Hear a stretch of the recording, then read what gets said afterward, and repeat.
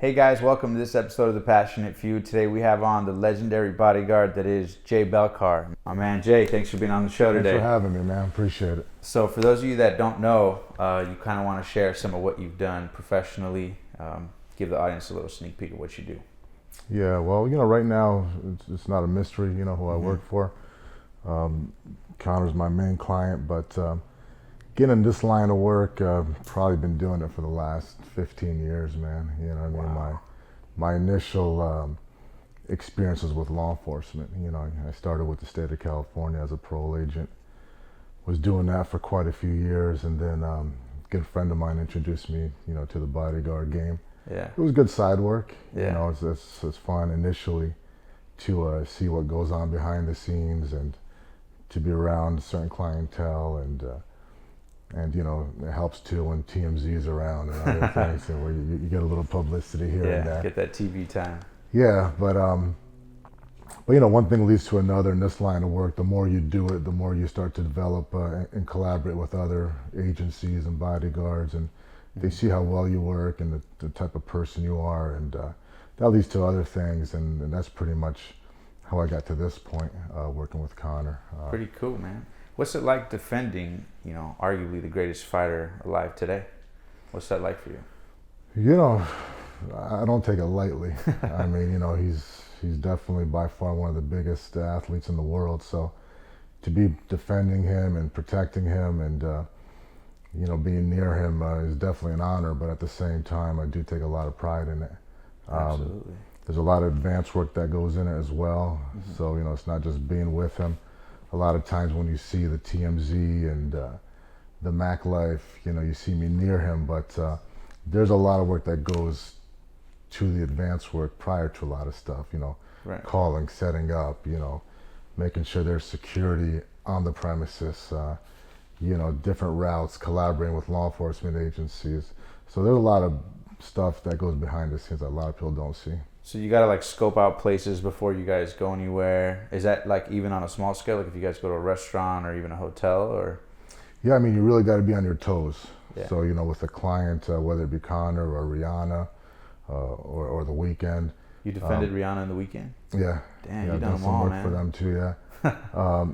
So you have to have your phone ready, and to have an experienced agent helps them as well, because if they're going to go to Nobu or someone like that, Right. You already know the people to call there, and set stuff up, and they know you. Right. And a lot of times things happen, relatively quickly because they know who you are and they know, the type of work that you do. So it helps to have an experienced agent. I think that's where they appreciate a lot of the stuff that I do for them. Yeah.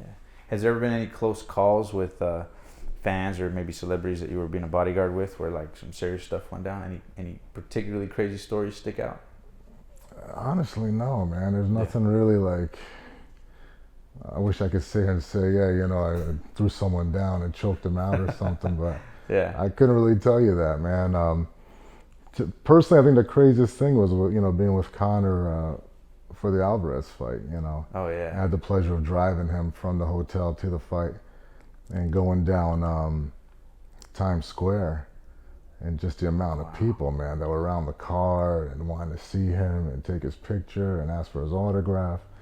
And we had 8 or 9, NYPD guys around us, but it was the same time when the elections happened. So there was a lot of people there, and there was a lot of traffic, and we were probably moving at a snail's pace. So all the people from the hotel were pretty much following us all the way down to Madison Square Garden. Man. And that was a pretty insane scene. So they just swarmed you guys from all around? They swarmed us, they followed us all the way down, but they were just fans, They Right. just wanted to get in. A lot of Irish over there, and Yeah.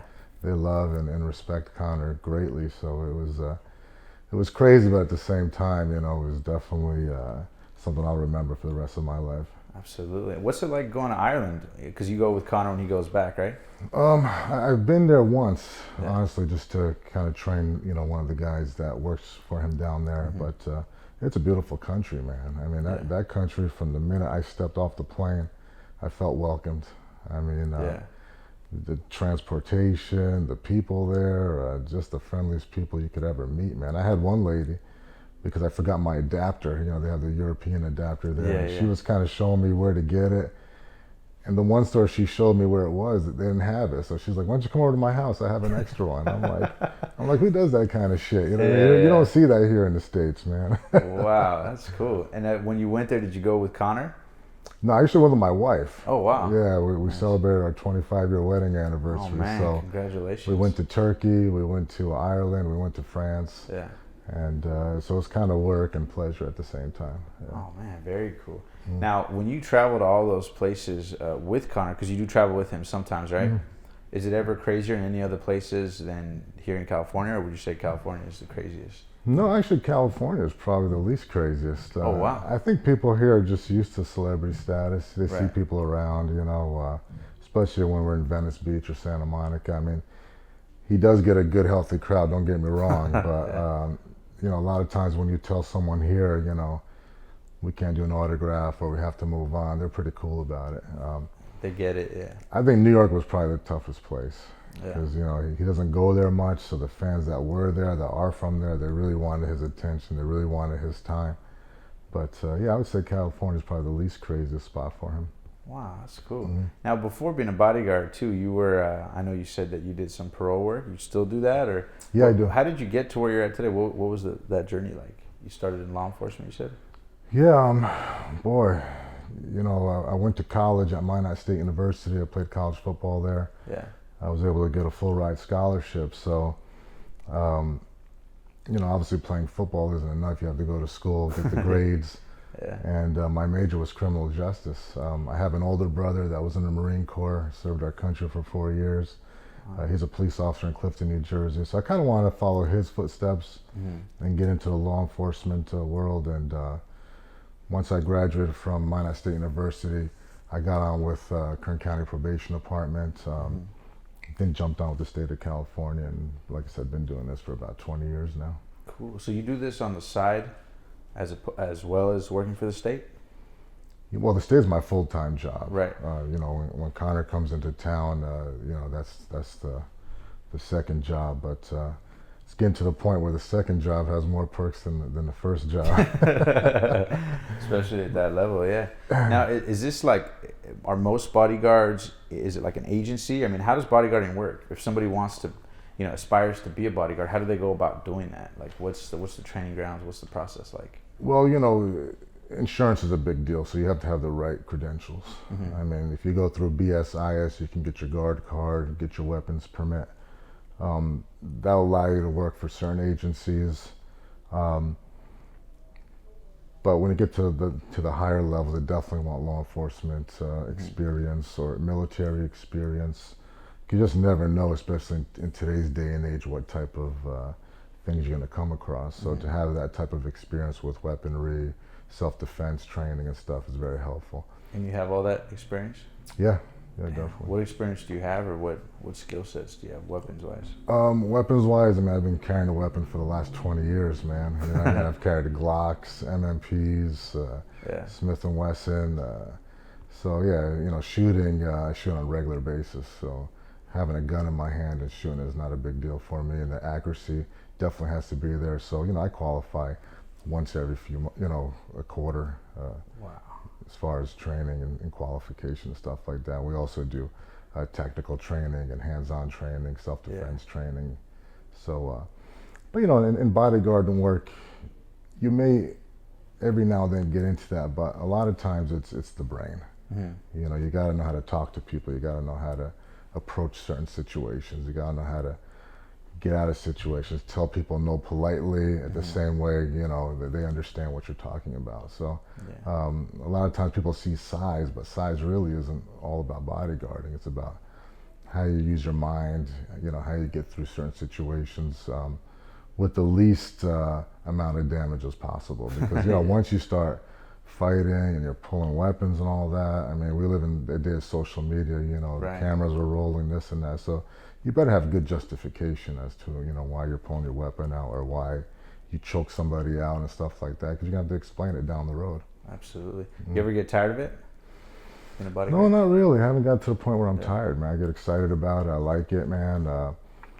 You know, it gets to the point where you train all these years, then you get to a certain point in your life where it's time to put all that training together. Right. You know what I mean? And this is where we're at now. Proving ground.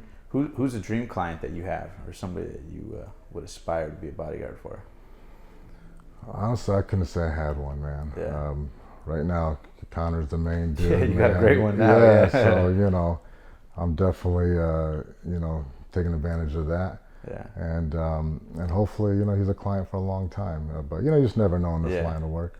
Absolutely. Who's been the hardest to manage, or hardest client to work with? I do a lot of work for Golden Voice, Coachella Music Festival, Stagecoach, and Desert Fest. That could be pretty trying because you have a lot of people there. Right. They come from all over the country. A lot of the tickets sold for most of these festivals, 50% are sold international. So you have a lot of people coming in. They're young. They don't know how to do drugs. They don't know how to drink. Yeah. They get themselves caught up in a lot of different situations. So as far as having a client, that's probably one of the most trying clients I have. But at the same time, it's still a rewarding client. I enjoy doing it. I've been with them for the last 10 years. So. Oh, man, that's pretty awesome. Now, I got to backtrack to talk about Conor, right? Because a lot of people want to know, what's an average day like for Conor? I mean, what's it like being with somebody who's so iconic, today? I mean, everybody around the world knows Conor, and the name's only growing, especially with the talk about the Mayweather fight, which I'll definitely ask you about in a little bit. But what's a normal day like for Conor? What's the play-by-play? He's a pretty structured dude, man. Yeah. I mean, he likes to get up, have his breakfast. There's certain spots he likes to go to eat his breakfast. Yeah. We go to them spots. And that helps me out a lot because, I know these spots, so I just make the call and they set up a table for him. Yeah.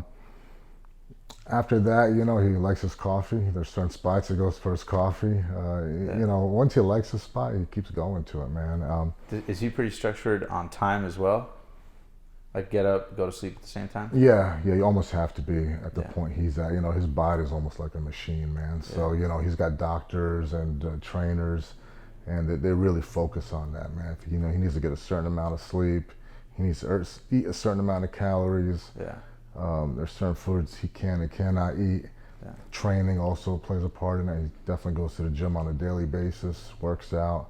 I heard he works out twice a day. Is that still true? Yeah, he's a hard worker, man. I can remember distinctly the first time I was with him, someone wanted to take a picture with him while he was jogging, and he told them, fucking hard work is what got me here, not taking pictures. So he takes it really serious, man.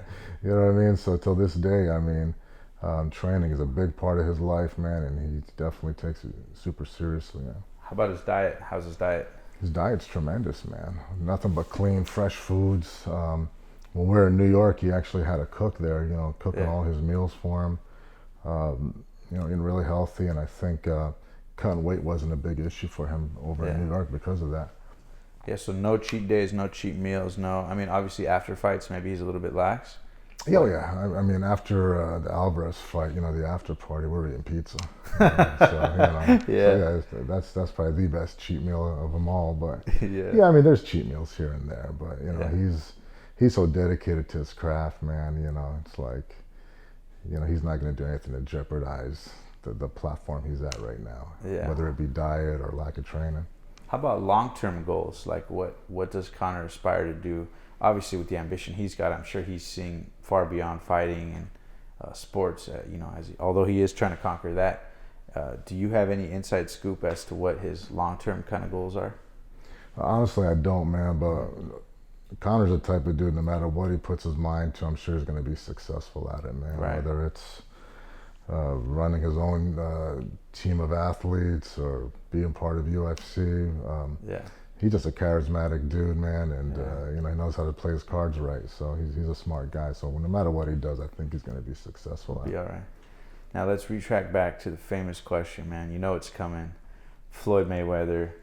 What's the inside scoop, man? What can you tell us? Unless they had you. I wish I had something to tell you, man. Personally, I think it's going to take place.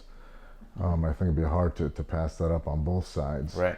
Everybody wants to see it, including myself, man. It's a money maker, and me personally, I think it'd be interesting to see how a UFC fighter stands up to a boxer. It's never been done, so why not have it at the highest platform, you know, that we can present? You know, for you the got world to see. Yeah. Mayweather was 49-0. You got Conor McGregor, two-time world champion. I mean, it's going to sell tickets. So I think it'd be stupid for them not to do it. But honestly, I don't know. It's up in the air right now. It seems like there's a lot of moving parts. So you just have to stand by and wait and see, like me, man. Is Conor pretty open with you guys and the team about stuff, or he kind of separates that to like the business side, or does he talk to you guys about that stuff a lot, or not really? Like hear your guys' thoughts on stuff? He talks to certain people about it, not me. I mean, you know, I just do the bodyguard work. So, you know, everyone on the team has a role. You know, my role is to, you know, make sure that they're safe and they get from point A to point B in a safe manner and there's no threats. But he does have people on his team I'm sure he talks to, you know, like his managers and Kavanaugh and people like that. Yeah. When you're guarding these guys, do you ever get scared, or is there any ever fear that, shit, I might get shot, or something serious might happen, or that's just something you accept the day you sign up for the job? Yeah, I mean, you have to accept that the day you sign up, man. I mean, I don't think about it. Yeah. You know, if anything happens, I'm ready to go, though. You know what I'm saying? Yeah. But that's just part of the job I don't think about, and you know, it's all God's will, man. If it's gonna happen that way, it's gonna happen that way. You know, I just hope it doesn't. But you know, if anything like that does happen, I'm definitely ready to go, man. It's been going good so far, though, man. Wow. And so, how about for you? What are some aspirations that you have moving forward, aside from protecting Conor? I mean, is there maybe not a dream client to take care of, but is there anything else that you would like to do personally or professionally that you haven't yet? You know, I got 4 years till I retire, man, you know, from my parole job. So once I retire, I'm just going to take it day by day, man. You know, I live in Ventura, close to the beach. It's a good life. I mean, once I retire, I don't really need the money. It's more of just about doing it because I want to do it. You know what I'm saying? Right. And when you get to that point, I think it's really nice where, you know, you're just working because you want to work, not because you have to work. But it's almost there, you know, and I got my wife and my 4 kids, 2 grandkids, 1 more on the way. So, you know, my objective is to help them and take care of them and be there for them as well. Absolutely, man. Are you pretty happy with your career? Pretty fulfilled by the direction you've chosen? Yeah, I am. I mean, you know, the parole work is very rewarding. You know, people think of parole and they think of locking people up, but it's a lot bigger than that. I mean, there's a rehabilitative aspect to it, which I enjoy. You know, they see a big guy, and a lot of times it's, you know, they think you can lock everybody up and this and that, but it's not really why I do the job, to be honest. You know, I like helping people, especially people who never had a chance growing up. I mean, you know, you look at some of these stories and you listen to some of these people, you know, a lot of them were abused physically, sexually, verbally, no parents. They go through the system, they come out, and you know, they never had a fighting chance to begin with, you know, and here you are looking at someone face to face and they just served 8 years in prison or 10 years or 15 years, and where do they start, you know what I mean? And if you could play a hand in that, you know, giving them the right resources, collaborating with different agencies and helping them get on their feet, you know, get some tattoos removed, get them work, and they get off parole, they call you in 5 or 10 years, they say, hey, Mr. Balkar, remember me? Yeah, well, I just bought a house, man, you know, I'm doing great. So you do get those calls? Oh yeah, I do. Oh man, not what does many. that feel like for you? Not many, but I do get them calls. It feels great, man, you know what I mean, to help people out like that, and know that you had a part in it, and they're thanking you personally. You know, they're calling you after 10 years, and your name is a name that's still in their brain, that you know, they're thanking you for that, and it means a lot to me. I mean, I have people from all the way from Bakersfield, Lancaster, LA, you know, they're reaching out and they call me and, hey, just want to let you know I'm doing good, man, and this is what's going on in my life, and I've got 2 kids, and they're playing football or basketball, and you know, so stuff like that really keeps me motivated, and that's pretty awesome. It's most rewarding for me. So you're a tough guy on the outside, but on the inside, you seem like a nice dude. Care about people. Yeah. That's awesome. Was that something that you maybe went through when you were younger, so you kind of relate to those people, or what is it that made you care so much about helping others? It's just like a natural thing? You know, like I said, I was born in Damascus, Syria, man, and I came to the United States when I was 2 years old, so my parents didn't speak much English.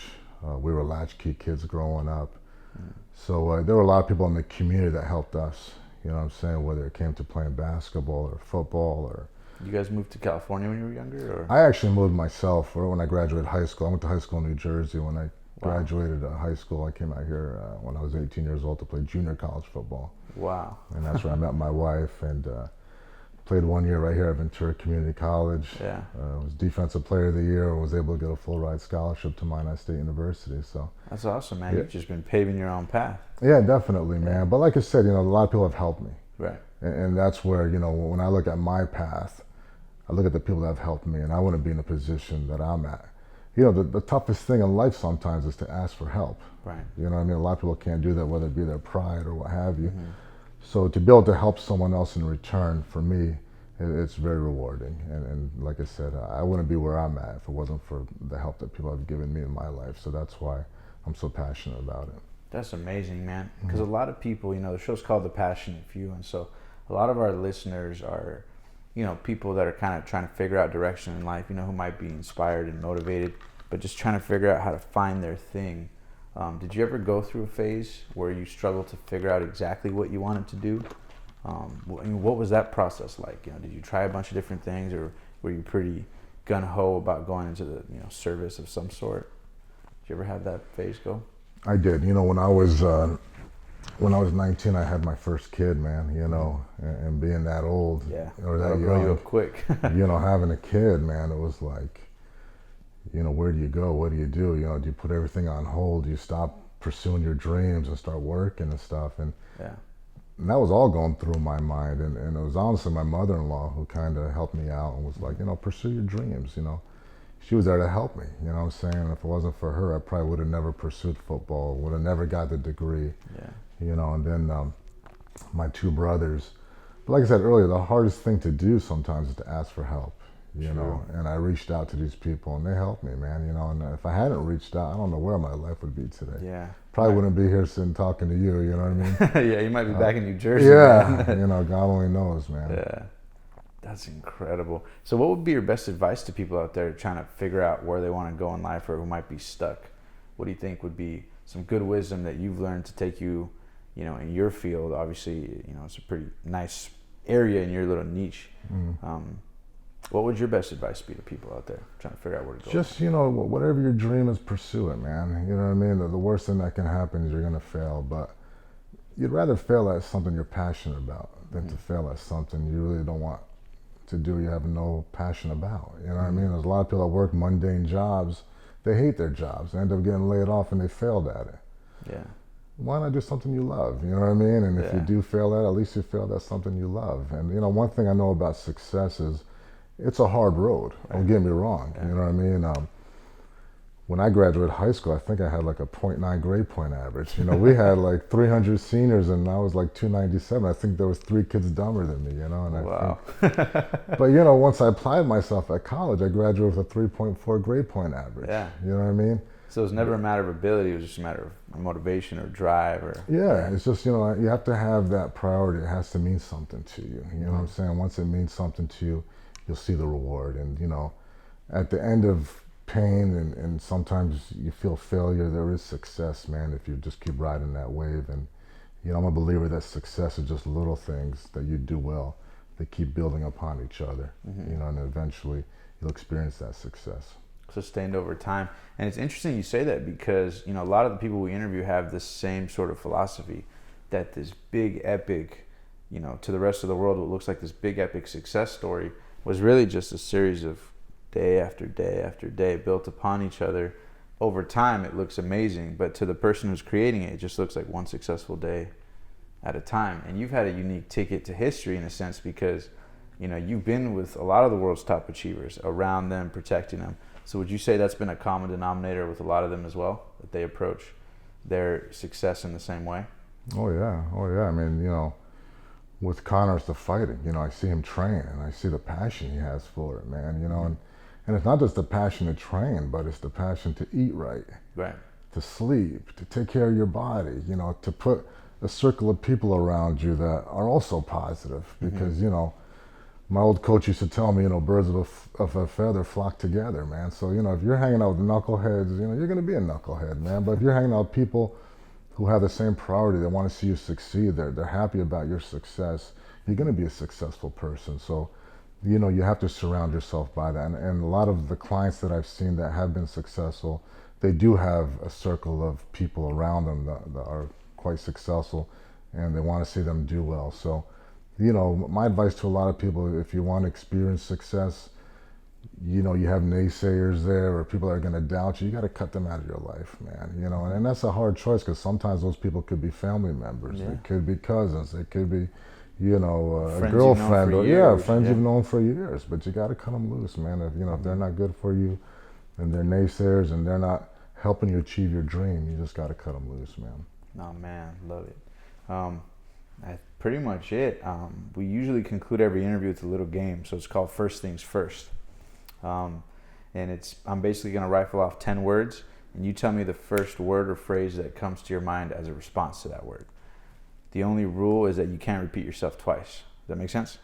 Kinda. Cool. So I'll basically say just 10 words, just one word, and then you tell me the first thing that comes to mind in relation to that word. So I just got to say one word, and you're going to say 10 words, and I got to just say one word? No, I say one word at a time. Oh, one word at a time. I say one word, you give me a response. Okay. One word. So we do that, so on and so forth.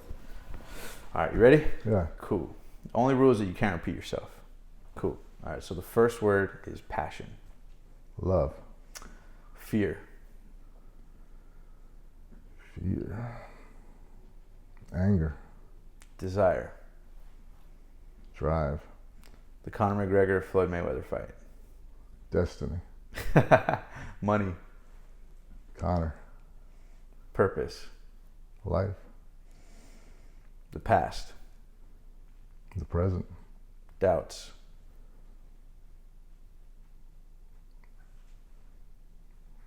Firm. Success. No doubt. And the last one, you ready? Dreams.